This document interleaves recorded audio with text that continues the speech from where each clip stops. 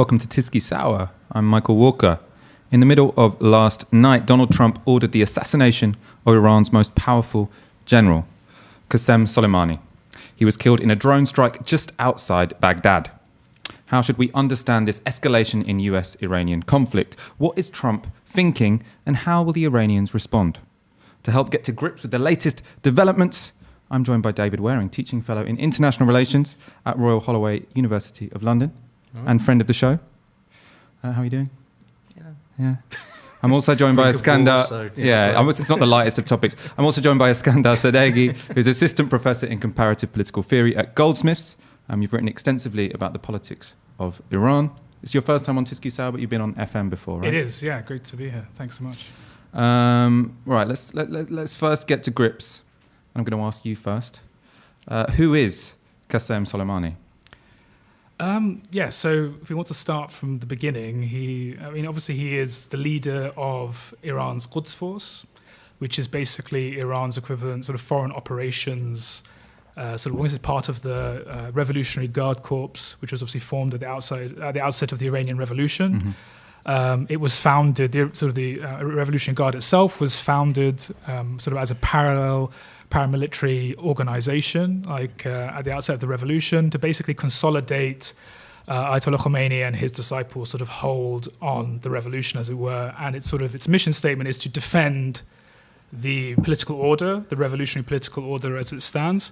And this is, in a sense, transcends that immediately to the its commitments to the civilian governments, obviously. And basically, over the course of the 8-year war with Iraq, where Saddam Hussein obviously invaded Iran in 1980, that invasion was obviously backed by Western powers, particularly West Germany, France, Britain, the United States, and so on and so forth. The Revolutionary Guard is steadily institutionalized. Qassem Soleimani is obviously a very young man at this point. He hails from the province of Kerman, which is obviously now often known for being one of the areas where massive amounts of heroin are actually trafficked through Afghanistan, especially in the Taliban period. But in any event, he hails from this provincial background, and then through due diligence, his strategic mind and valor, he goes up through the ranks. And then I think in 1998, he becomes the head of the Quds Force. And then subsequently, obviously, following the invasion of Iraq, he goes on to further distinguish himself, and really his ambition is to kick out or eject the United States from the region. He's a complex individual, complex legacy. I think multifaceted, insofar as on the one hand he was able to really represent or symbolize Iran's self-sufficiency on the level of defense, being able to defend the country, particularly against United States aggression and depredations. But at the same time, he's part of obviously the Revolutionary Guard, which is also seen as an authoritarian, unaccountable institution, which is not democratically accountable, and obviously is detrimental for the broader struggle to deepen democracy within Iran itself. So I think whenever talking about a figure like him, we need to kind of get that multifacetedness, at least to begin with. And what's someone like myself who doesn't know that much about Iran, what's come out today is that, not come out, or what's been apparent today is that he wasn't just a military leader, he was also an incredibly significant political figure in Iran to the population as a whole. So to introduce this conversation, I want to go to a CNN clip. The commentary on it is interesting enough, but the main reason I want to go to this is because it's got footage of events on the streets in Iran of people, celebrating his death or mourning his death or protesting. Yeah. Sorry, I meant celebrating his life, I suppose. Mourning his death or protesting what the Americans have done. So we're going to go to that clip now. Look at these live pictures, okay? These are the streets of Tehran. You have thousands and thousands protesting there today. The action of the United States in this assassination, this comes as Iran's supreme leader is vowing, quote, harsh revenge on America after killing its most powerful military general, really the most powerful military general in the entire region. Let's go to our Ramin Mostagim, who is live in Tehran now with more from the capital city. In more than 800 cities and towns, rallies in post-Friday prayers are underway, and death to America as usual, and also revenge, revenge, revenge is shouted by the worshippers of Friday prayers and different walks of society. And so people are, by and large, are admiring Quassem Soleimani as their martyr and then paying homage and respect to his family in Kerman, his hometown and the village that he was born. So we can say that the rallies are ongoing and we are still to see. At face value, is this genuinely a popular guy in Iran? People are really mourning, a political hero and a political leader. Yeah, well, I think like any society, Iran has obviously serious cleavages, and and often this is often forgotten. We say the Iranian people think this, or the Iraqis think this, and obviously, no, it's a society with serious cleavages running through it. But at least on the polling data which we do have, and obviously there's a lot of debates on how reliable that is, he was generally seen as the most popular sort of political personality in Iran, even more than Javad Zarif, more than the foreign minister, more than many others.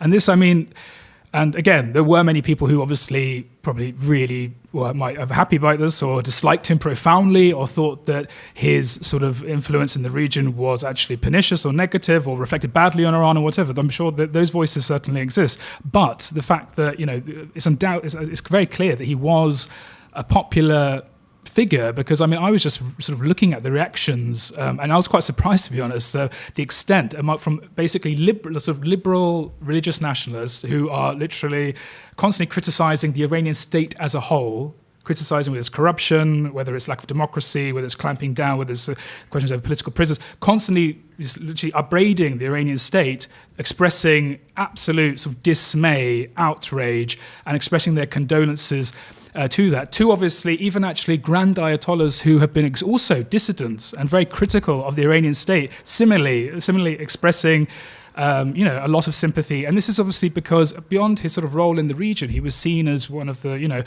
part of a generation which fought to defend Iran in the course of the Iran-Iraq war, when Iran was like at risk of, dismemberment, and actually, 1 million people lost their lives and were injured. So he was seen very much as... And that was when Saddam Hussein was wholly backed by the United States. Wholly backed. So he was before they exactly. Him a few so he years was later.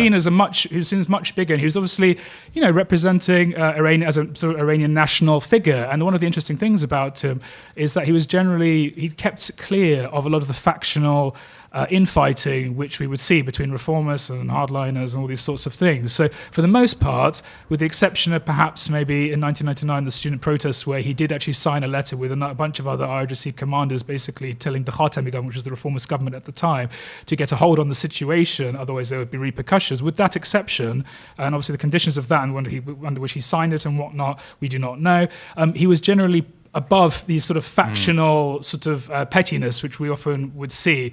And again, like I said, sort of a national defending Iran from threats from abroad, or the United States, or whether it's Israel or Saudi Arabia and so on and so forth. So there's little doubt that he was popular. You look at Kerman, people were flooding the streets to actually, huge crowds in Kerman, in Mashhad, in Tehran, and all over the place. And obviously today was Friday prayers, so the state's base would be mobilized, but the numbers, for someone who's obviously, follows Iran day in, day out, is from there, it was actually palpably very much higher than normal. And like I said, across the political spectrum, from reformists to liberals, so you would see actually expressions and outpouring of outrage and sympathy, and actually calling him by the honorifics of Shahid or martyr. And obviously martyrs in Islam never die. So, Trump in effect immortalized Quassem Soleimani and really in many ways gave him the fate which he had always anticipated for himself. David, from an international relations perspective, you've got America, the biggest superpower. They have assassinated via drone strike a foreign leader in a third country. How unusual, how exceptional is this? It's exceptional by virtue of the fact that the guy is so senior and it's so blatantly an act of war, and because it comes on the back of tensions which have been rising. It's always tense between Iran and the United States, but particularly the last couple of years, Trump pulled out of, just to rewind a little bit, and perhaps we get the chance to go into the history in more depth, but just a recent history to give it context. Barack Obama brokered a deal with Iran and with the major powers, Europeans, Russians and the Chinese, to control Iran's nuclear program, to contain it. And we could talk more about that later on. But at that point, anyway, without going into huge detail about it, the point was that relations between Iran and the US were as stable as they had been for a while, I guess. And there was the potential for that to develop further. I mean, the idea between Obama and his senior foreign policy advisor, Ben Rhodes, was that this would be the opening to a wider rapprochement between Iran and the region. So there's great promise at that point, and everything that's happened since then has taken it downhill, from the election of Trump the year after to Trump's abrogation of the deal about 18 months into his presidency, May 2018. May last year, he severely ramps up sanctions on Iran. And these are sanctions which don't just sanction Iran, they sanction anyone who wants to do business with Iran. And when you consider the fact that Iran's almost completely dependent on its oil exports to sustain its economy, and you're sanctioning anyone who tries to buy Iranian oil, you're strangling the Iranian economy. So they take that measure, as a result of which the Iranian economy collapses, like GDP shrunk by 8% in a year since that happened. People struggle to buy food, people struggle to buy medicine. It's really, really serious. When did those sanctions So the start sanctions to... kick in particularly harshly. I mean, Iran's always under some kind of sanctions from the US. But this ramping up of sanctions comes in May 2019, alongside a quite major build-up of American, military personnel, military hardware in the region. I think they send another aircraft carrier battle group into the Gulf. They increase their troop presence. And this is all a provocation. Like, you stuck to that nuclear deal. You did everything right. In return for which, we're tearing up the deal. We're throttling your economy to the point where we want your regime to fall. And we're sending a bunch of military hardware to your doorstep. We're going to, sail our aircraft carrier battle groups next to your country, on your shores. The same aircraft carriers that shot down an Iranian civilian airliner in 1988, 655? Yeah, 655. Yeah. So Iran, this is all really intimidating from the Iranian point of view. And then, so through last summer, the Iranians started to respond to that. With sort of targeted strikes against oil shipping in the Gulf, and later on a strike on a Saudi oil facility, quite a major strike on a Saudi oil facility. All of this is deniable, but it seems pretty clear that it's Iran or Iranian proxies who are doing it. And the idea of it is to sort of say, if you're going to put these sanctions on us, there's going to be a cost to you. Exactly. Right? It's to say you can't just let us, you can't just strangle us and expect us to suffer in silence. Well, the IMF predicted the economy to contract by 9.5%. I mean, if you imagine like what austerity has done to Britain and the amount of people that have died as a result. I mean, as anecdoted from relatives, I mean, just what you were saying. I mean, drugs, food. I mean, just people can't even eat meat anymore. I mean, it's just absolutely the collective immiseration of 80 million people. I mean, that was the intention of it entirely. Yeah, it's an act of war. I mean, the sanctions are not just sanctions; they're effectively a blockade on the country. No, Iranian oil will not flow out the Strait of Hormuz, and so the economy will collapse. It's effectively, if not, de jure, an act of war. And so these responses are, as you say, it's basically a message that says you can't impose costs on us without, and that if you impose these costs on us, that will not be cost-free for you. Yeah. And so these tensions have been rising in a really serious way, because for the regime it's existential, it seems to me, or close to that. And at one point, in fact, there are two major flashpoints. One of them is in June, when an American drone is shot down. The Americans say it's outside Iranian airspace, the Iranians say it's in, whatever, it's in that context. It's not unthreatening to the Iranians. So drone is shot down. Trump orders airstrikes and then bottles it or pulls back from the brink or whatever, but you're that close to direct conflict between the two sides. And then in September, I mentioned before, the Iranians, or via their proxies, hit a really significant Saudi oil facility. And the Saudis are responsible for, well, I can't remember how much Saudi oil production is as a proportion of total oil production, but Saudi oil reserves are about 50% of global oil reserves. If you hit their major oil facility, you're not just damaging them because they're completely oil dependent as well, but you're damaging the global economy potentially. And the Americans, again, you'd expect them, the Saudis certainly expected them to respond to that, but they didn't. So twice we've come very close to all-out war, and twice Trump has pulled back from that, or, and then, not taken the bait. But that's the context, the existential threat to the regime, tension, flashpoint. Serious observers, International Crisis Group, for example, last year, are talking about the Gulf's 1914 moment, where all the pieces are in play, or are in position for a major conflict to unfold if someone, throws a spark on the dry tinder. And every time something like this happens, this is why people take it so seriously. We think, is this going to unfold into all-out war? And we don't know how the Iranians are going to respond exactly. Maybe it will be measured, maybe it will take a while. I don't know what you feel about that. But that context, I think, gives a reason for why people are so worried. It's not even that both sides necessarily want war, but I don't think anyone really wanted war in 1914 either. And yet, 30 years later, Europe was devastated by 2 wars and a depression in the middle. So we're going to talk about those strategic calculations in a moment. First of all, you're watching Tysky Sour. You're watching Navarro Media. As you know, this station is only possible because of your kind support. If you are already a subscriber, thank you very much. If not, please go to support.navarromedia.com and donate the equivalent of 1 hour's wage a month, or give us a New Year's bonus.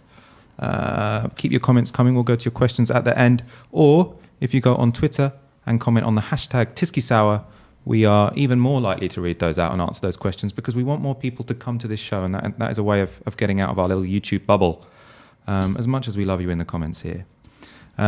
Strategic calculations there. You were talking about, the Americans are provoking Iran, by flying drones either into their airspace or very close to their airspace. Either way, it seems like a fairly provocative thing to do. They've also, obviously, to apply such harsh sanctions on a country is in a way to provoke it. What are they playing? To what end, I suppose, is the question. What are the Americans hoping to achieve by provoking some sort of reaction from the Iranians? I'm sorry, I shouldn't laugh, but who fucking knows? It's Trump, right? And it is really hard to analyse US foreign policy at this moment, because, if you know anything about my work, you know that I'm pretty structuralist, I think, in terms of empire and state and capitalism, all the rest of it. But sometimes you just have to focus on individuals. They're the active components within the system, right? They do matter. And this guy, you have to focus on his personality as much as anything else. Why did he tear up the Iran nuclear deal, right? One of the great achievements of American diplomacy from the point of view of American imperialism. Why do that? If you're a normal imperialist, you should be happy with it. It seems to me that he's driven by his antipathy for Barack Obama, which is heavily racialised. The idea that this guy should be shining his shoes is in fact the president. How dare he? He's not even a proper American because he's black. So I think a lot of it was that. I'm going to tear this up and I'm going to replace it with a better deal. And if you look at what Trump said today, really telling comment, I'm going to try and remember it exactly. It's something like Iran has never won a war and never lost a negotiation. Yeah, that was it. But what he wants, it seems to me, I'd be interested to know what you think about this. I don't think he wants an all-out war. I think he wants to exert himself in a quiet sort of, in that kind of macho way, as a kind of demonstration / tantrum, and then he wants them to capitulate. And this is a guy, frankly, who in his life experience, you throw your weight around and you get what you want. And he seems to think that in this situation as well, and he's mistaken. He was mistaken with Korea as well. But he seems to think that if he throws his weight around, people will capitulate. They'll come to him begging for a deal. He'll sign that deal, and then he'll be able to wave that in front of the American people and say that Barack Obama signed this terrible deal with the Iranians. I was really tough, I threw my weight around, they capitulated, and now I've got this great deal. That seems to me to be what he really wants. He doesn't want a war to win an election, he wants a deal to win an election. And he thinks this is how he goes about getting it, and it's not. That's not how it's going to work. It's interesting. David Waring, who does materialist analysis of the Middle East, is saying it's probably just this nutter in Washington. But there's other things going on. To interject in this conversation, I want to go to a clip. This is obviously a very popular theory going around Twitter that the reason Trump is doing this now, I don't think it's a ridiculous theory either, is because he wants to provoke international conflict or a war before the presidential elections, which will be in November. This is a theory, the idea that a president would start a war with Iran to win a presidential election is not so much conspiracy theory, because it was said by the president himself. We're going to go to this clip now. This is from 2011. I think, did Donald Trump have a YouTube channel? Anyways, I think it's his YouTube diary from 2011. We'll go to that now. Our president will start a war with Iran because he has absolutely no ability to negotiate. He's weak and he's ineffective. So the only way he figures that he's going to get reelected, and as sure as you're sitting there, is to start a war with Iran. That was Donald Trump saying that Obama was going to start a war with Iran to win the 2012 presidential elections. Obama didn't. It looks like Trump is going to. I should probably say that it seems some of you are having problems in terms of the relationship between the audio and the sound. Apologies for that. We're going to get that fixed while that's happening. Do you think that's what this is about on the most basic level? Is this just Trump trying to start a war to win a presidential election? No, I think there's a lot more going on. Obviously, I think what David's saying, that Trump obviously has invested. He's basically, a lot of it is moving against Obama and the presidents which Obama had set. But I do think that actually there's something else also going on. I do think that there was very much a major disagreement within sort of the heartland of American empire over what to do with Iran. So on the one hand, I think Trump would love to have a better deal if he could actually sort of have this sort of moment with the photo hand in hand with Rouhani or something like that, and said I bested Obama. But then, there is sort of... Kind of like the Boris Johnson's deal to Theresa May's. Yeah. No, I think that's definitely going on. But I also do think that there's a huge number of people, both amongst the Democrats, the establishment Democrats, and the Republicans, and sort of the broader foreign policy establishment, which find the very idea of a deal with Iran absolutely anathema. And the main issue that they have, I think, they're just fundamental, and obviously in concert with obviously the deep penetration of Emirati, Saudi and Israeli sort of lobbying in Washington, Capitol Hill itself, are deeply opposed fundamentally to the normalization of Iran and its integration to anything like a broader security architecture in the region. They're fundamentally unwilling to accept that. And the reasons for that are undoubtedly very complex. They go back to the revolution, the overthrow of the Shah, the hostage crisis, many, many things going on. And also, I think many people in Washington, as well as in Tel Aviv and Riyadh, are fundamentally opposed to that because, obviously, they've had 40 years. Previously, the Shah was basically the key pillar in the Nixon doctrine for for basically guaranteeing regional security on America's behalf. And then, obviously, the Saudis have never been able to really fill those shoes really to the same extent. But in any event, they're worried that, God forbid, that an actual Iran which is normalized could perhaps take up a sort of a bigger role, or just cease being absolutely anathematized and demonized and having sanctions. And actually, how about, perhaps, and again, this is not my personal position, but it's sort of in saying sort of, American corporations going into Tehran potentially and actually, using all this, 80 million people, highly educated population, highly skilled, lots of resources, perfect for tourism, all these sorts of things. Obviously, there are domestic obstacles to that happening in Iran as well. There's a domestic pushback.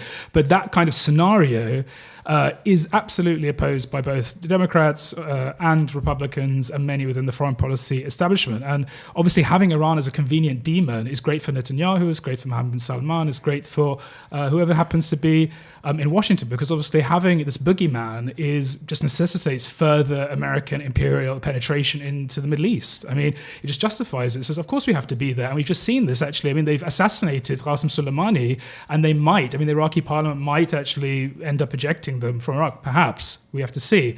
But they've already sort of announced that they're going to send another 3,500 troops into the region. So it's basically just a vicious circle which always underwrites deeper and deeper American imperial penetration into the region and just keeps generating crisis after crisis after crisis. I think that's definitely true. There's in terms of thinking in Washington. I mean, it is a little bit. I feel like it's split between. I don't want to get into too sort of technical IR language, but basically more sort of conservative. I'm trying to say what's the way of saying realist without saying realist, like more sort of conservative foreign policy types. Just so you do, these are the states you deal with them to the best advantage you possibly can. In a pragmatic way. Yeah. You accept the world as you find it, you deal with it in a pragmatic way, for want of a better term. And Obama was actually a small c conservative in foreign policy terms, and a pragmatist. And he wanted to take the approach that, look, the regime's there, it's been there for 40 years, we can't do anything about it, we've just got to live with it. So let's try and bring them in and have a rapprochement, and that will stabilise the Middle East to some extent. The Middle East will be less of a drain on us geostrategically, militarily. And also, the Europeans were up for that as well. So there's the conservative set within. Hang on, let's focus on Washington. I'll turn to Europe. So in Washington, you've got the more conservative, pragmatic types like Obama and Ben Rhodes, his national security advisor, foreign policy advisor, who took that approach. Then you've got more neoconservative types who are dead set against that for the reasons you described. And so what the neocons want is they want to just wholesale refashion the whole world so that it's totally in their image. I think the best way to distinguish between the two is to say that neoconservatives are more radical and they see less. They're less able to perceive the limits of what the US can do, right? So if you think about 2003 invasion of Iraq, they had big dreams for that. They were going to transform the whole region. Iraq war will be over in 6 months. It'll be a cakewalk. They'll be, welcomed with flowers. They were going to turn Iraq into a model democracy, i.e., heavily overseen by US troops and US trained security personnel and managed and all the rest of it. So that kind of democracy. But they were going to remake the whole region. And they thought that was possible. We'll just apply military power and we'll change everything. We'll topple this regime, we'll topple that regime, we'll have a whole new bunch of allies, we'll have strategic bases across the region. Now, that's the neoconservatives. The small c, old-style conservatives, the paleo-conservatives, if you like, are much more circumspect and think, actually, military power doesn't give us the ability to remake the whole world. We just have to manage it as best we can. So that's the clash. And when the Iran nuclear deal was signed, it was a bit of a victory of one side over the other. And Obama was able to portray the opponents of his deal as, throwbacks to the Iraq war era. Look, these guys got us into this huge mess. Let's be more pragmatic now. And he got the deal signed. By the way, this is worth mentioning because so many people on the left buy into this ridiculous Israel lobby theory. The fact that the Israel lobby lobbied like mad to get that deal squashed. They sent Benjamin Netanyahu to the US Congress to speak to both houses of Congress to condemn the US president. The Israelis didn't like it, the Israel lobby didn't like it, they lobbied like mad against it, the Saudis didn't like it, the Emiratis didn't like it, and it got signed anyway. I think that's a demonstration of the fact that US state power has its own interests. It doesn't get dictated to by small regional allies. Yeah. But that's the debate within Washington. Now, the other element I think is worth bringing in, seeing as we're in Europe and we're, in Britain in particular, is that the Europeans overwhelmingly sided with Obama. And their view was, again, this region is on our doorstep. We would rather there was less conflict there, especially because of the quote-unquote refugee crisis. Not actually a refugee crisis, it was a European racism crisis, but anyway, they saw it as a refugee crisis, all these terrible brown people coming over here, isn't it awful? So they want that region calmed down and secured, and they also want, and this is the thing you alluded to, really important, they want European firms in Iran. It's gas and oil interests too. I mean, total gas and oil, and so much else. I mean, the airlines, airlines, car manufacturer. 80 million people, as you said, highly educated. It's a huge untapped global south market, one of the last ones. The Europeans wanted in, and what the JCPOA did, the Iran nuclear deal, what it did was not only effects on a rapprochement between Iran and everyone else in the region and calm things down there, but also it was the prelude to opening up that market for the Europeans. Now, if you think about this in terms of imperialism, the US was doing its job as a global hegemon, i.e. it was managing the international system on behalf not just of its own interests, but the interests of its allies. That is to say, the key European states and concentrations of capital around those key European states, so, aircraft manufacturers, etc. And it was able to say to the Europeans, we are managing this problematic part of the world competently and usefully from your point of view. You're going to get this great new market, and this source of problems, this particular region, is going to calm down. What Trump's done is turn up and act as a completely incompetent manager of the global system. He's reintroduced instability in that region, and he's shut off that really appetising Iranian market to the Europeans. So from the European point of view, this is all terrible. The Americans are supposed to run the world in a competent manner, and they're doing the exact opposite. So there's all this stuff at play. These are the different kind of, elements of it, and just looking forward from the European point of view. What they've got to be thinking at this point is, we've based our geopolitical strategy since World War II on American leadership of the global system, American management of international relations, interstate relations, and international capitalism, on the basis that these guys know what they're doing and they're reliable government to government, Republican or Democrat. But if these guys are going to just start electing sort of whimsical semi-fascists, do you know what I mean? Yeah. We can't trust them anymore. Can't trust them. And if we can't trust them, how do we? Because we can't manage the world ourselves as Europe. So it's a real dilemma for the Europeans. I want to switch to the strategic incentives sort of within Iran. So they had, they signed a deal which was going to allow a rapprochement between Iran and the West, North America and Europe. Now you've got some guy in the White House who's ripped it up, who's provoking the country. It's on its knees because of sanctions, but it doesn't seem like there are any good options. I mean, if you don't retaliate, then you just suffer in silence and your economy shrinks by 9%, etc. If you do retaliate, you risk a full-blown war with the United States, which, I mean, the United States won't necessarily win it, but I mean, it's not going to be pretty for anyone who lives in Iran, is it? So, I mean, it seems to be stuck between a rock and a really fucking hard place. So I suppose, do you have any idea of what are the debates going on within Iran about how they can respond to American aggression? Well, I think we already have been in basically a war of attrition already. I mean, over whether it's cyber war, it's the bombing of actually the Saudi oil facilities, whether it's, previous even sort of, the US probably with the cooperation of Israel assassinated Iranian scientists within Iran. I do think this has been ongoing. The sanctions are really, I just see them as a form of economic warfare. Mm-hmm. It's really just about trying to immiserate people so that they will obviously pour into the streets and obviously overthrow the government in some ways. Is there any chance of that? I suppose. I think that's really. I think just a delusion on the part of the state. I think if we squeeze so hard, they'll overthrow the government. No, I think it's absolutely completely misconceived. I mean, look, there were massive protests in Iran just recently in November, and they were obviously in a huge number of cities, but they're generally pockets and in the provinces. And really the poor and most immiserated who are just coming out in desperation. And obviously all it does is basically cause the Iranian government to clamp down on them with an iron fist. And obviously lots of just poor Iranians are just getting brutalized by the Iranian state. I mean, that's all it essentially does. And the thing that was actually interesting for me today, and again, it's always difficult to measure these things, so I'm not saying any certainty, but then even in many of these areas, places like, I saw Mahshar, which is based in Khuzestan, another one called Qut Abdullah, and places like this, there were actually there were protests there, and significant ones. Actually, there was sort of people coming out in favor of Quassem Soleimani. I mean, there were videos being shared. Obviously, this all needs to be pursued further and verified. But the fact that, for instance, he had gone there previously when there was flooding and there was devastation, environmental devastation, he'd gone and visited the area. I mean, these things actually do kind of count. And this is why I do think he's going to be extremely hard to replace. I mean, obviously, the IRGC is a very, very competent, powerful, complex set of institutional organization, which has, military, economic, and many other different components to it. So he has already been replaced on the very same day.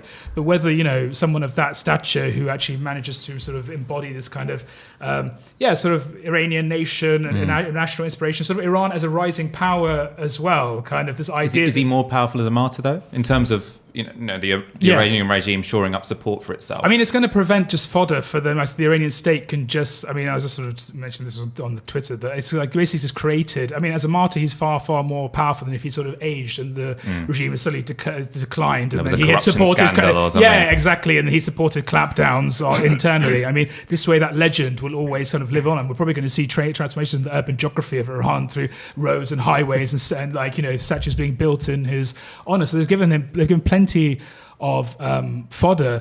Just to get back to your sort of question, I mean, like Quassem Soleimani's whole genealogy is basically that of basically formulating Iran's sort of strategic doctrine. Was basically when you have a region, when you basically come out of revolution, you enter an 8-year war, which was basically one of the most bloody wars in the trenches since the First World War, and you don't have access to really cutting-edge conventional military hardware, because you're basically on an arms embargo, and then you have like billions and billions and billions being flooded to Saudi and UAE and other sort of rival adversary sort of states. I mean, like the Saudi budget, the military budget is sort of like fourfold what Iran's is. Then you have to basically formulate a sort of a low cost form of waging or imposing a cost on your adversary. And this is exactly what he did. So Mr. Quassem Soleimani would see, where you find sort of grievances and discontent, whether it's in Lebanon in 82, following, with the Lebanese civil war, which leads to the establishment of Hezbollah eventually,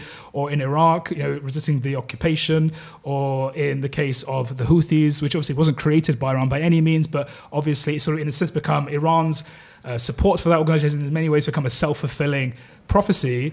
Then obviously the way you actually create deterrence in a very kind of standard kind of realpolitik fashion is actually working with partners in these areas to say, we'll give you this, we'll train you, we'll allow you to pursue your own interests, and if we get attacked, you can actually inflict maybe a cost locally. And that was really his brainchild. That was what he had a big role in forming. So I mean, obviously, so their influence in, not to cut you off, just to summarize, their influence in, say, Iraq or Syria is to gain leverage to defend Iran against its adversaries. Yeah, I mean, it's the same. I mean, obviously, we can talk about Syria, and obviously again, it speaks to and obviously Iraq itself. I mean, the double-sidedness of his legacy is obviously he played a decisive role in rolling back ISIS, working with the Western powers.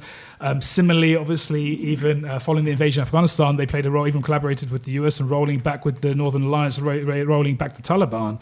So, I mean, there's that side of things, and there's also the profound resentment of many Iraqis for seeing that, the sort of overbearing influence of Iran interfering in, for instance, mediating between sort of an unwanted and disliked Iraqi political class, which is seen as, sort of mired in corruption and lack of sort of democratic credentials and whatnot. So that double-sidedness is definitely part of his legacy. This is what we see, actually. I mean, it's in Twitter itself, you just see this insane sort of polarization of just complete demonization versus sacralization and valorization. And we have to kind of understand, I mean, I'm not interested in that at all. I'm kind of interested like, what is the repercussions of this? I mean, I think that his security doctrine, in a sense, is going to carry on, and they can impose a real cost on the US. But I do think that unlike Trump, who's obviously very reckless and obviously doesn't even care about the repercussions really, he just sort of okays it, the Iranians are going to bide their time, and they will see like how they can inflict the biggest damage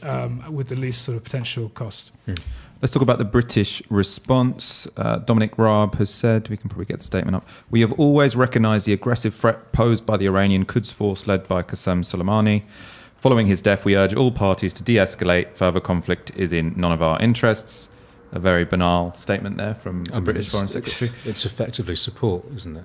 That's what you interpret that as, effectively support. Yeah. And do you think the British state do you think that they didn't wake up, and Boris Johnson didn't wake up and say, "Fuck, what's Donald Trump done now"? You Absolutely. Think Oh yeah. So he did do that, but he is also willing to completely 100% support what's happened. They didn't tell the British before they did this. The And Iraqis. Or the Iraqis. no, they didn't tell the Iraqis come to that. No, they didn't tell anyone. They just went ahead and did it. And in fact, not only did that, they didn't tell the British. The British have 400 troops in Iraq, so the British are targets for any retaliation because they're part of the coalition. The US is leading partner, and a problem for Iran for 100 years. They didn't tell the British if there are 400 troops in Iraq and God knows how many civilians, diplomats, what have you. They didn't tell the Iraqis whose country it is, and they didn't tell the Americans because they're American civilians and in Iran, American diplomats. But they hadn't told the American diplomats in Iran. Hardly anyone knew anything about it. I suppose it was if you're going to drone strikes on individuals are pretty top secret, aren't they? I guess so, but do you know what I mean? Because if it gets leaked, then it's the whole thing fails. As far as I'm aware, the diplomats find out afterwards when they're like, right, okay, now you better leave.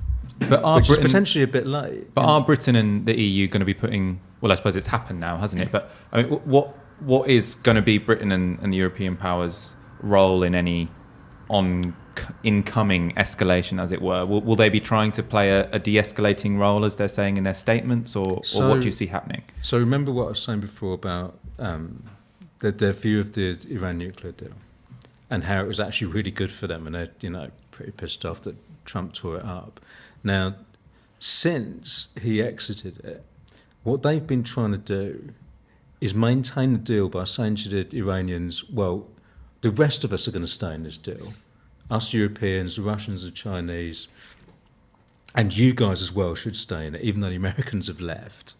And it's hard to do that. It's hard to maintain that from the Iranian point of view because they're not getting any of the benefits. Their nuclear program has been severely curtailed, and they're not getting the sanctions relief in return. So the problem for that is because, to go back to real basics, the US have applied sanctions on Iran, not the European powers in this case. Secondary sanctions, though, that any basically company, irrespective that wants to deal with Iran is basically potentially subject to the wrath of the US Treasury and being fined like insane amounts. So if you're BP, you don't buy oil from Iran because that will even mean Chinese you're banks sanctioned won't. Even Chinese banks Americans. won't. I mean, it's that serious. Like, I mean, I have just anecdotal accounts of even sort of credible Chinese banks, like are unwilling to actually work with Iranian firms. I mean, to even lend to, for instance, Chinese companies who then want to work inside Iran. I mean, it's that serious. And you're talking about oil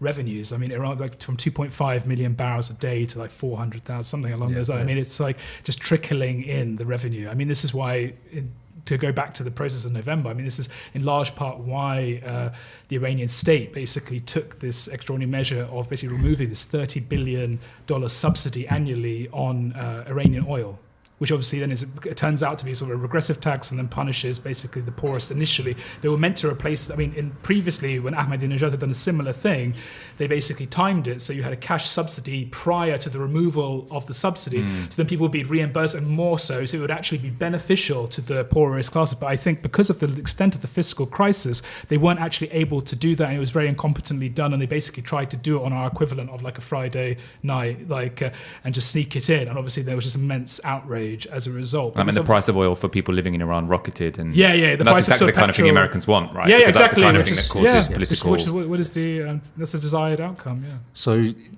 to take it back to this question about what the Europeans are going to do, not only has Trump sabotaged this deal, he's also, in effect, not waged economic war on them, but he's preventing them from doing business with Iran, which is kind of none of his business, So it's not just that Iran is sanctioned, as you're saying, it's that anyone who wants to do business with Iran is sanctioned. If you want to do business with Iran, okay, but forget about any access to the American market and forget about any access to the dollar, the world's, reserve currency, which people kind of need. Firms need it, countries need it.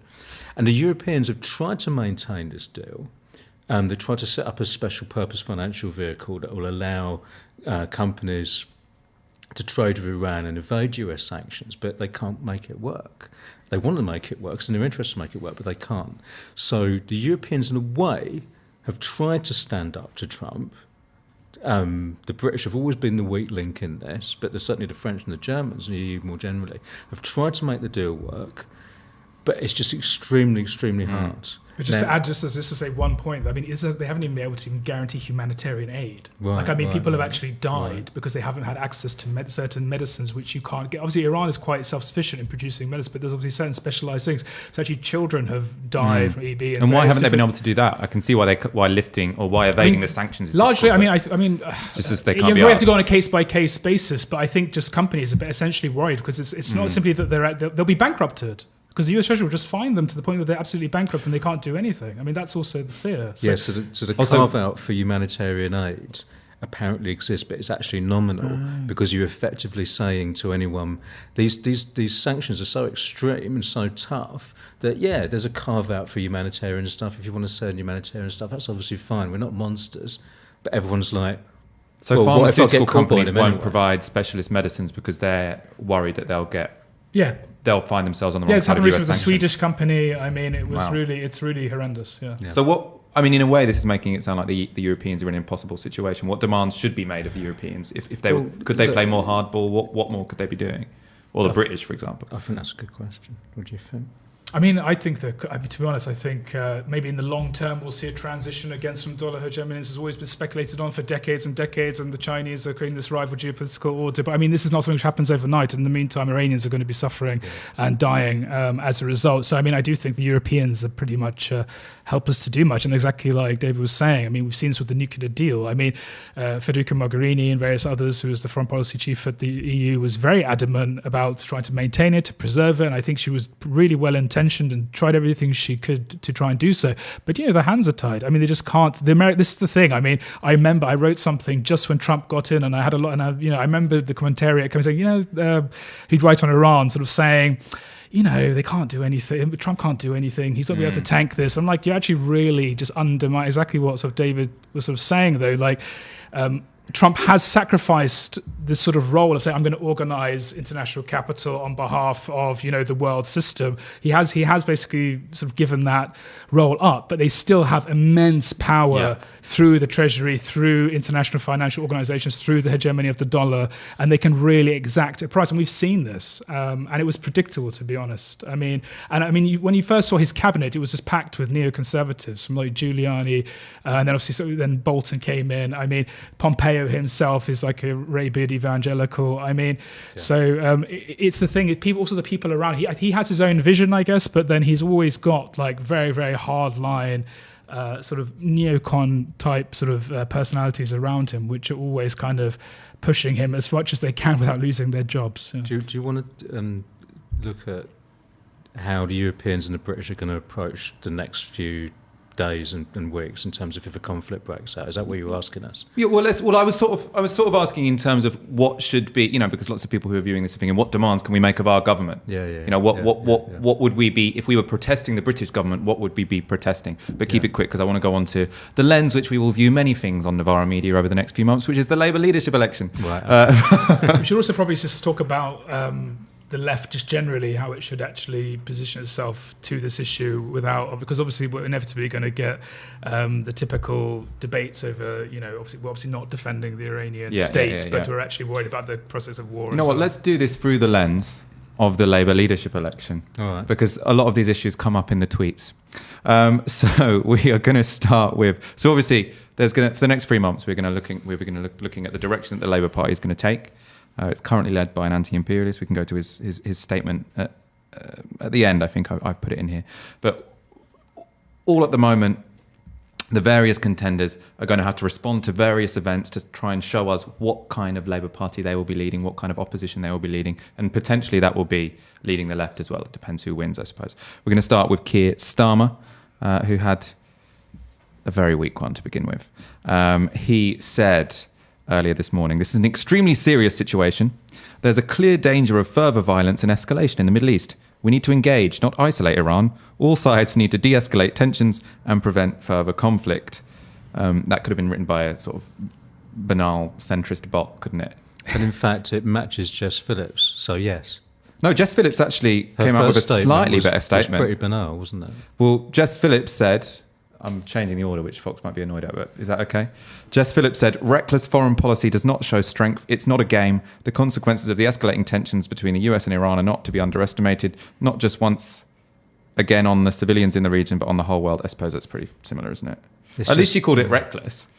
Well, whereas but she doesn't actually Keir name Starmer just says that, everyone should de-escalate and this is an unfortunate series of events. And hers isn't miles off that. Yeah. I mean, yeah.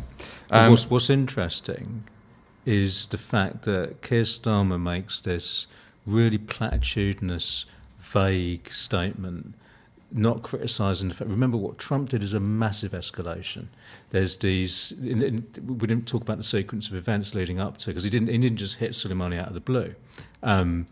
There had been drone strikes on Kataib Hezbollah in Iraq. Yeah, so just this popular mobilisation force, which is Shia militia who have been trained by Soleimani, have been trained by the Quds force to fight, amongst other things, ISIS. Clashes between them and the US. So first they're hit by drone strikes in the summer, which they blame on the US and Israel, but the US and Israel deny it. Then they start lobbing mortars into US bases. They finally they kill a US contractor recently. Then the Americans hit these guys, the Shia militia bases, and kill like 25 militiamen, wound 45. In return, they congregate around the US embassy, laid siege to the US embassy, and it's in retaliation for that the US kills Soleimani. So there's been this ramping up of tensions and tit-for-tat strikes. So what the US did in killing Soleimani was escalate it massively. You go from tit-for-tat minor strikes between... You go from a protest outside an embassy to a state power killing the second most powerful person in Iran via drone strike. Exactly. And in that there's no both sides here, really. Exactly. So in that context, Starmer should not be saying, six of one and half dozen of the other. Yeah. He should be identifying the fact that our leading ally has escalated this situation to the point of regional war, and he's not able to do that. And what's really interesting is the fact that after everyone else releases their statements, which are a lot more critical, which are directly critical of the US, apart from Jess Phillips, everyone else is more directly critical. He comes back with a whole list of tweets, of like 5 tweets, Let's get saying, those up wasn't it terrible what Trump did? So he comes up later. He's obviously realised at this point that he is running to succeed Jeremy Corbyn as the leader of the Labour Party, and making banal statements about US imperialism is probably not the best campaigning tactic. So he comes back later in the afternoon. He says the government's response to Donald Trump's actions is not good enough. Blaming someone at least. He's named Donald Trump, that's a start. The UK government should hold him to account for his actions and stand up for international law, not tacitly condone the attack. Trump's actions are as irresponsible as they are counterproductive. Then he puts in a bit of personal history. Having wholeheartedly opposed the illegal war in Iraq 17 years ago, I am acutely aware of the additional responsibility we have to the Iraqi people to help them secure the safety and stability of their country. I mean, it's pathetic, isn't it? Well, those are a better series of tweets. The problem is that he's put them out because he's worried, or because he's had pressure from the left to say that actually these inane statements aren't enough. The problem is if he becomes the leader of the Labour Party, the pressure will all be from precisely the opposite direction, which is to make him less critical. Isn't he supposed to be competent? Because a competent person would know from moment one, as did all his rivals. Yeah. I mean, there are a couple of them who are saying it sincerely. There's a couple of others who aren't. But wouldn't a competent politician know, I'm running to lead the Labour Party, which is full of people who don't like this sort of thing, and understand what he should say? Yeah, I mean, whoever's managing his campaign should slap his hand for that tweet. Clive Lewis was an interesting one, because this sort of summarises or brings in, as you say, some of these debates that people are having on the left. You allowed to condemn Soleimani whilst at the same time opposing the assassination. We can go to these now, I think. Clive Lewis said, the violent escalation in an already volatile region is a mistake and should not be compounded by UK government support. I call on the PM to condemn this cowboy action and turn immediately to our international institutions to try and de-escalate any war with Iran. The first tweet went down very well with most people. The second tweet, I shed no tears for Soleimani. He was a cruel man who unleashed suffering for many, but violence begets violence, especially without a thought about military strategy. I know this from my time in Afghanistan. The UK now lead in being a broker for peace. So you've got a huge debate about whether or not it undermined his first point to say that he'll shed no tears for Soleimani. What do you think? Was that what people have been saying? I mean, yeah, I mean, you don't have to, exactly. I mean, I think you don't have to shed tears for Soleimani. I don't think people should fall into that trap. And I think there needs to be a focus, obviously, that on the nature of the escalation, that this is something which is just absolutely takes us, hurtles us towards a more sort of serious form of like direct conflict. And apart from that, I mean, just the people in the broader region, the implications for them, I mean, a duty of care, responsibility insofar as, I mean, just a couple of weeks ago, Iraqis were all assembling in Tahrir Square in Baghdad and protesting for democracy, greater equality and greater accountability. Similarly, in Iran, obviously, Iran's system is more complex and all these sorts of things. But, people want sort of, again, want more accountability, want more democracy, want more equality, and all these sorts of things. And this is completely overshadows. If anything, I mean, this shifts. I mean, we just saw it actually. I mean, Iran was getting a lot of heat and criticism by Iraqis, many Iraqis within Iraq, until just very recently. Then, obviously, with the bombing of Kataba Hezbollah, this sort of this militia, which is part of the Popular Mobilization Unit, which is itself part of the Iraqi army itself. So, in a sense, the United States was bombing a part of the Iraqi security state, as it were, which is itself kind of problematic. And then obviously not even alerting the Iraqis, so a violation of Iraqi sovereignty. So again, this is a legacy of the Iran-Iraq war. But then anyway, all of these struggles of ordinary people is completely overshadowed now. It takes us closer to war. Their demands now are going to be completely stripped or sort of, stripped of any sort of legitimacy. They're going to be absolutely cloaked in sort of this language of securitization. And it's legitimate in a sense. I mean, so far as, the United States has just killed the second highest ranking military figure in Iran, just unilaterally, extrajudicially. So, I mean, we're going to see, I think, also in Iran, I mean, also just to move to Iran quickly, I mean, in Iran as well, there's like Majlis elections coming up, and there were sort of, I was sort of next month. Yeah, so I was expecting these to basically be this really sort of sullen affair, like no one's going to turn up, and it's going to be actually a real blow for the Iranian state, and it's going to be a real blow to all this sort of those declarations about how our popular organs testify to our legitimacy and deeper popularity. Now, I mean, it's going to be the right's got this platform now, which they've got their martyr, they've got their this absolute affront to sort of national security and basically the dignity of the nation, more broadly speaking, which they can just completely use. So it's not going to benefit. I mean, reformists aren't going to capitalize on this. It's going to be the security platform which is going to capitalize on that, and it's going to be ordinary Iranians who do want a better system. They're going to obviously suffer, and the hard right's is going to capitalize. So I mean, the fact that these statements really, focus on Quassem Soleimani is evil or he's not, or this sort of thing. I actually think a lot of it's just kind of performative sort of politics. It's just like posturing and just these are tweets. It's all posturing. Yeah, right? No, sure, yeah, it's all posturing. No, true. But I mean, we need something a bit more thoughtful and substantive, which takes in, I think, the British legacy in Iraq seriously, and we need to really just stop with this sort of really tedious facile sort of saying, oh, we're tired of it, because obviously Iraqis are still living through the legacy of that devastation which was wrought and like 1 million lives of cost. And basically, and it's not even that. I mean, the very fact, many of the grievances which Iraqis still have about lack of water, lack of just basic institutions which you need to have a decent life, because they've been devastated and absolutely deracinated by a decade of war. I mean, and that's Blair's legacy, and that's Bush's legacy, and it's ongoing. It's still lived by millions of people in Iraq. The other point about this Clive Lewis tweet. I mean, I don't really say anything one way or the other about Soleimani. Everyone knows what a terrible, not just person he is, but the legacy of what Quds Force has done around the region, particularly in Syria, which is just unspeakable.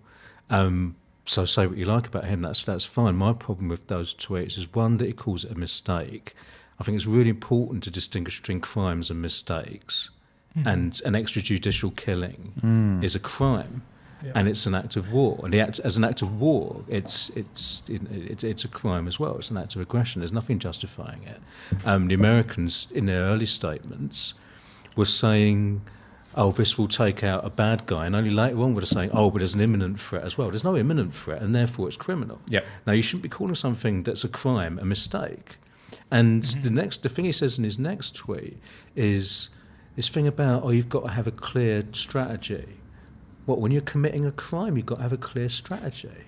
I mean, I would expect from one of the leftmost candidates, sorry, Clive, if you're watching, I would expect someone from one of from one of the leftmost candidates in this contest, I would expect something better than this. It just says, "Oh, we've made an error, we haven't thought it through properly." No, the US has committed a crime. It's serious, and it should be treated as such.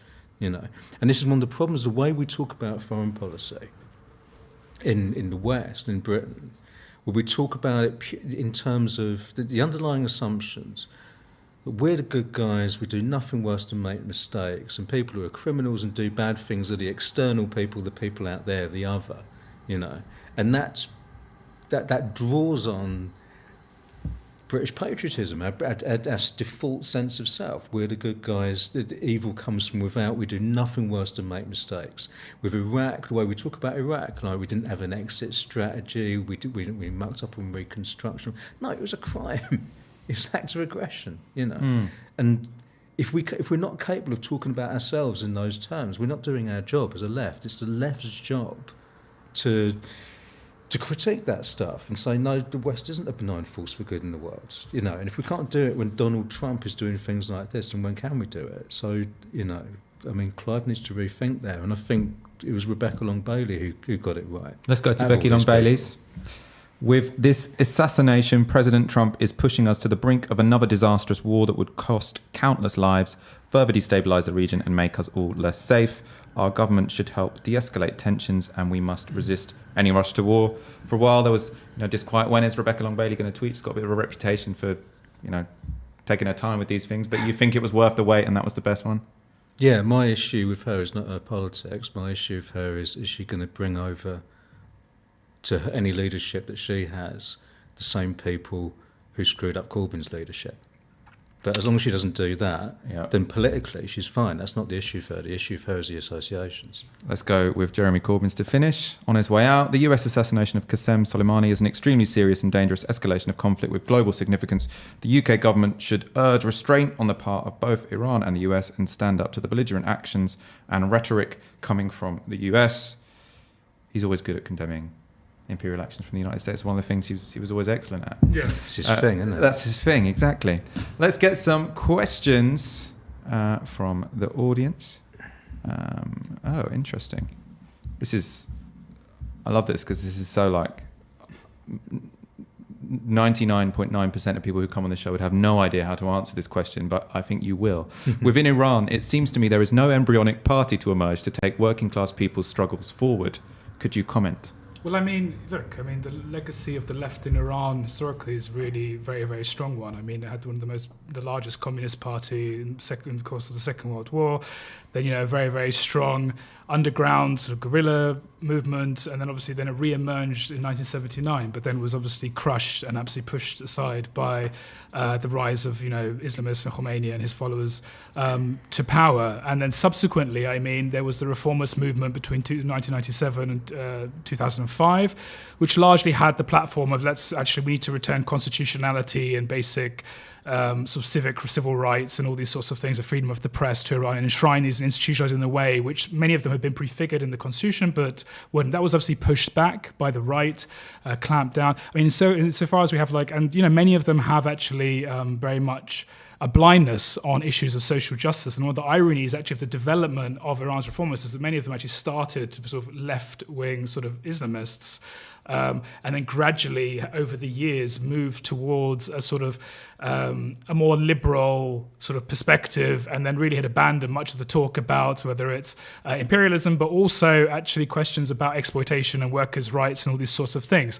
There is the reality that within Iran itself, we've seen sort of a tilt, sort of favouring sort of domestic capital against labour, sort of greater precaritization. All these sorts of things are definitely in Iran, these things, and obviously historically, Iran, at least through the 80s and whatnot, saw itself somewhat as of a developmentalist state, which did support, huge education programs, healthcare in the provinces and whatnot. But this has been rolled back in recent years, and there is no party, so to speak, within Iran. There are sort of, many sort of students who are very active in the student movement.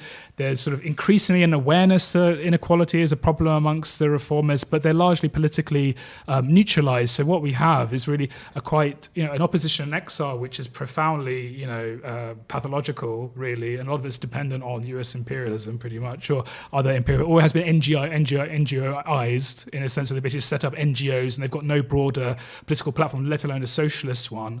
There isn't really a movement per se to take up sort of workers' rights or a socialist movement because, it's still an authoritarian sort of state, and even reformists, people who were deeply invested in the system, have been pushed aside and marginalized. I mean, the former Khomeini's former prime minister throughout the war, Mir Hossein Mousavi, is under house arrest still. I mean,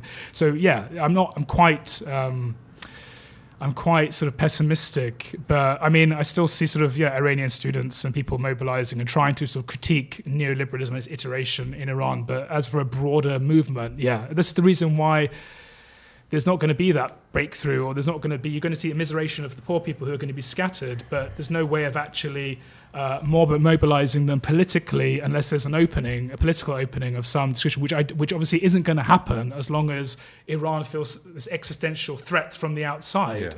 This is the problem. So you have a constant threat of actually any opening is going to be basically appropriated or taken up by US imperial powers to basically undermine and destroy and undercut the whole regime. At the same time, you have people within Iran itself, quite reactionary political forces and institutions who obviously themselves don't want to be accountable.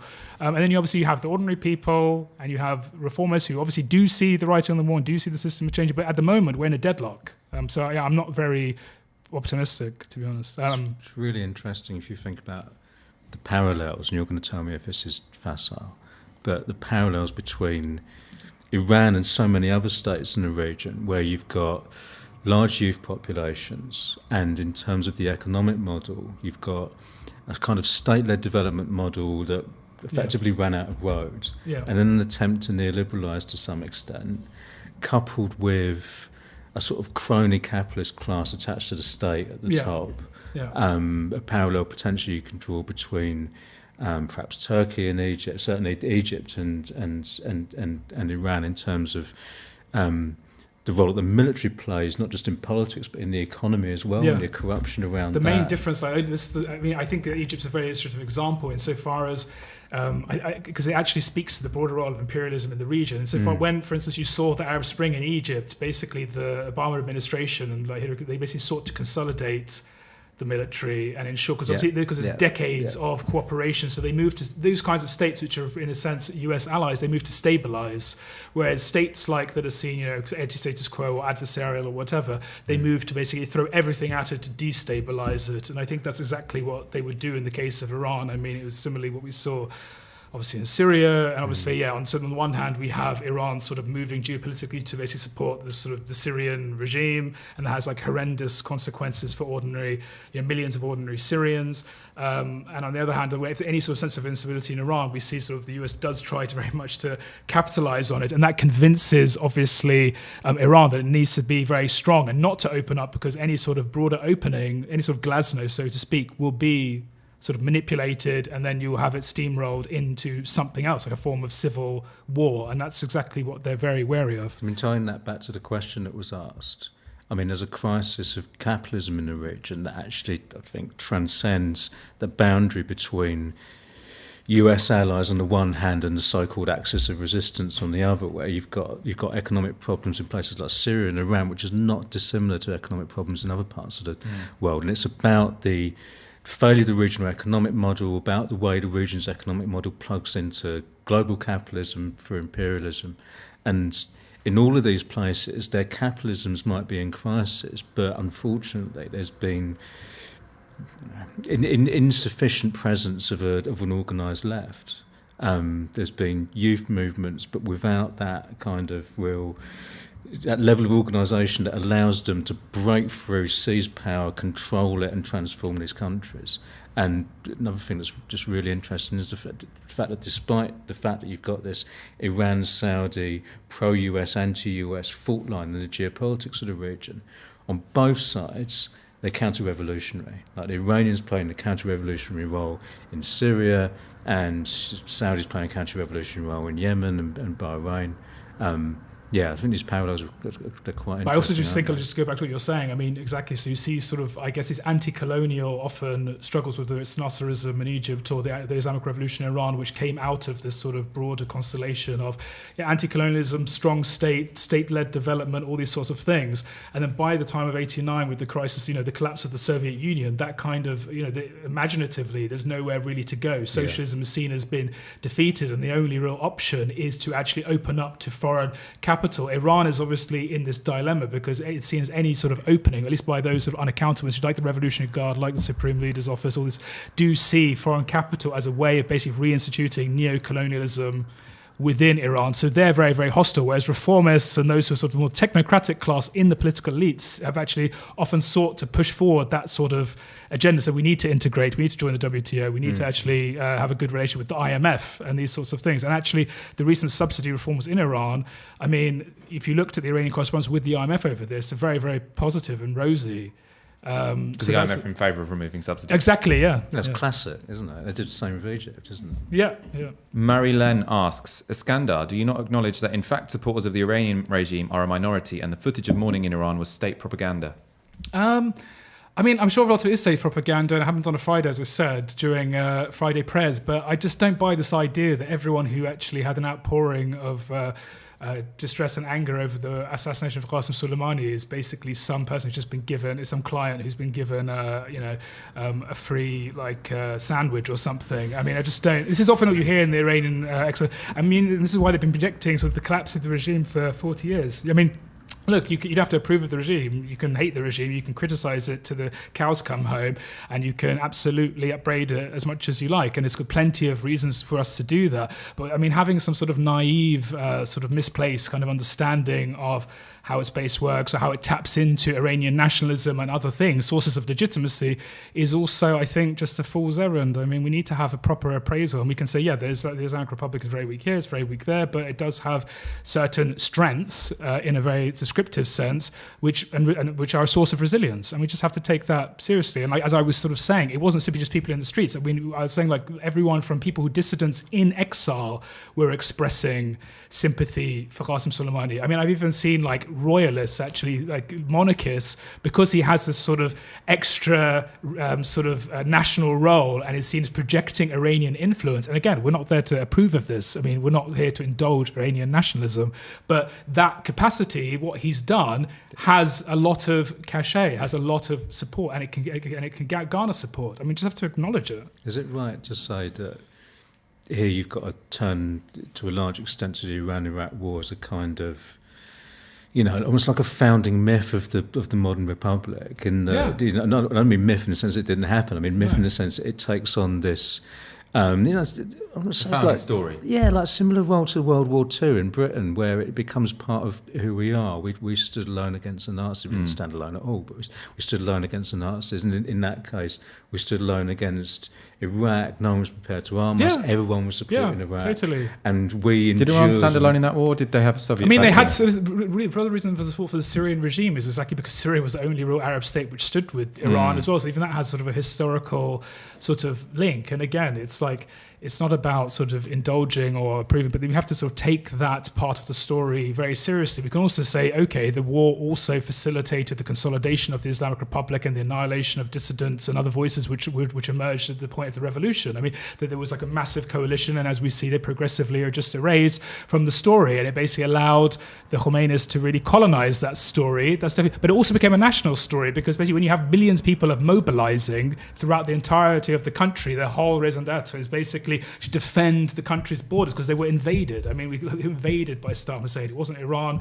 initiated it. It wasn't Iran invaded Iraq. It was invaded by Saddam Hussein and then obviously supported. I mean, the legacy of that's still with us. I mean, Soleimani was a veteran. We still have veterans who are basically suffering from chemical burns because, the chemical weapons which were used against them, and which the United States actually provided satellite footage to basically to facilitate their being targeted by Saddam Hussein. I mean, we have to accept like this is like part of the social fabric of that country. There's lots of other stories as well. There's lots of stories of, youth in cafes who love Kim Kardashian. I mean, there's that. But again, it's a very, very complex society, like any society. Thank you both so much for that. I've learnt a lot. I hope you have too. You've been watching Tiski Sour. As you know, this show is only possible because of your kind support. If you are already a subscriber, thank you very much. If not, please go to support.novaramedia.com and donate the equivalent of 1 hour's wage a month. We'll be back on Monday. We're going to do shows 4 nights a week for January as a little experiment. There'll be Monday, Tuesday, Wednesday and Friday. And if we work out, if it's financially viable, it will continue forever. If not, it will be an experiment for January. In any case, see you next week. Good night.